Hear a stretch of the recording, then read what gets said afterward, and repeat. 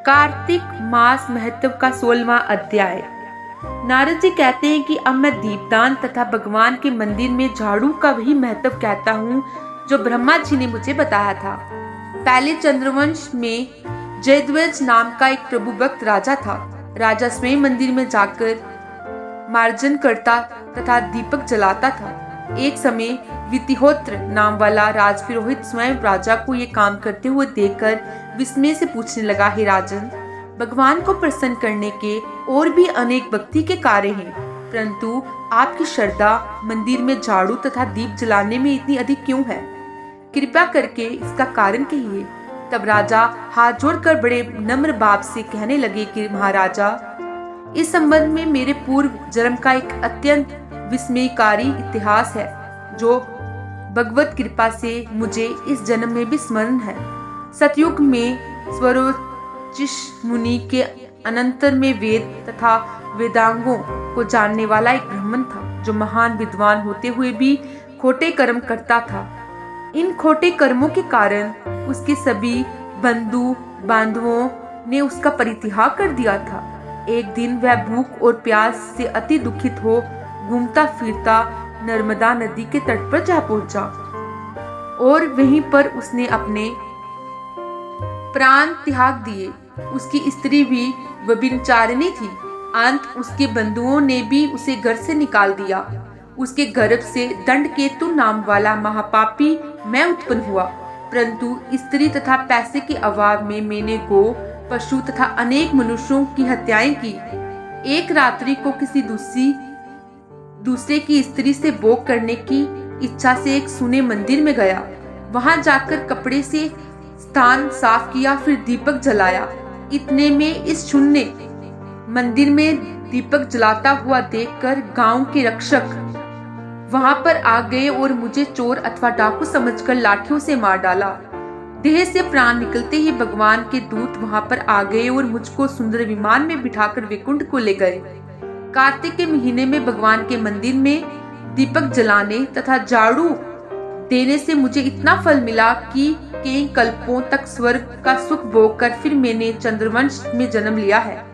यदि श्रद्धा और भक्ति पूर्वक कार्तिक के महीने में ये सब कार्य किए जाएं, तब तो इसके पुण्य का कहना ही क्या है, अनंत फल प्राप्त होगा। नारद जी कहते हैं, राजा पृथु, अब दूसरे के दीपक जलाने का महत्व सुनो। मनु के वंश में रेवत नामक राजा का भद्रबुद्धि नाम वाला पुत्र था। फिर उसके यहाँ महापराक्रमी सुदर्शन नाम का एक पुत्र उत्पन्न हुआ। भद्रबुद्धि की राजधानी नर्मदा के तट के समीप महेंद्र पर्वत पर थी। एक समय सुदर्शन वन में शिकार खेलने के लिए गया। अपने साथियों के साथ घूमते फिरते उसने नदी के उस पार एक सुंदर कन्या को देखा। तब अपने साथियों को वहीं पर छोड़ घोड़े पर सवार हो सुदर्शन तत्काल नदी के उस पार जहाँ पहुंचा, वहां उस रूपवती कन्या को देखकर वह उस पर मोहित हो गया।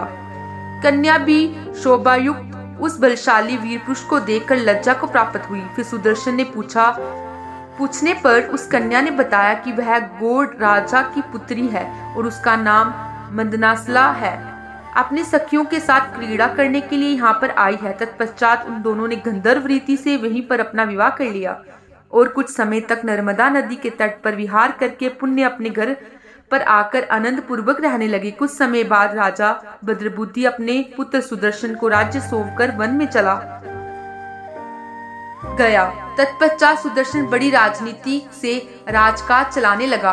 रानी मंदनालसा सदा अपने पति को विष्णु भगवान की पूजा का उपदेश करती रहती थी। इस प्रकार दोनों ही भगवान के बड़े भक्त थे। उन्होंने भगवान का स्वर्ण मंदिर बनवाया। दोनों ही उसमें भगवान का पूजन और दीपदान किया करते थे। एक समय रानी मंदिर में दीपक जला रही थी कि उसी समय राजा ने उसको बुलाया, परंतु दीपक जलाकर आने में रानी को कुछ देरी हो गई। तब सुदर्शन ने क्रोधावेश में आकर रानी से कहा कि तुम तो कहा करती थी कि पति ही स्त्री का देवता है, फिर इस दीपदान में इतनी देर लगाकर तुमने मेरा अनादर क्यों किया? यदि देर से आने का कोई गुप्त कारण है तो बताओ। सती साध्वी मंदनालसा बड़े मीठे वचन से बोली कि महाराज, मैं दीपदान का महत्व आपसे कहती हूँ। मंदनालसा कहने लगी कि आप मेरा चरित्र सुनिए। पिछले जन्म में मैं अन्न ग्रहण करने वाली चूहिया थी। एक दिन गोदावरी के तट पर भगवान के मंदिर में रात्रि को जलता हुआ दीपक बत्ती छोटी होने से बुझने लगी। मैंने बत्ती को लोभ से पकड़कर उठाया तो उस समय दीपक तो जल गया, परंतु मेरा मुख भी जल गया। इससे दुखी हो मैं मृत्यु को प्राप्त हो गई, परंतु क्योंकि रात्रि के समय भगवान का दीपक प्रज्वलित कर दिया था, इसी कारण मैं ऐसी रूपवती आपकी रानी बनी। यदि श्रद्धा पूर्वक भगवान के मंदिर में दीपदान किया जाए तो उसके फल का तो कहना ही क्या है। अपनी रानी के मुख से ये सब सुनकर सुदर्शन कार्तिक मास में व्रत करके आजीवन भगवान के मंदिर में दीपदान करता रहा और अंत में वैकुंठ को प्राप्त हुआ। नमो नारायण।